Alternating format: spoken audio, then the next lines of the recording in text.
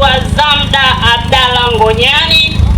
Nilikuwa mwenyekiti baraza la wanawake kanda ya Kusini, yaani mikoa mitatu: mkoa wa Ruvuma, mkoa wa Lindi na mkoa wa Mtwara. Nilikuwa naongoza majimbo 27. Vile vile nilikuwa mgombea ubunge 2020 jimbo la Namtumbo. Ndugu zangu wa Namtumbo, nafikiri mnanifahamu. Ndugu zangu,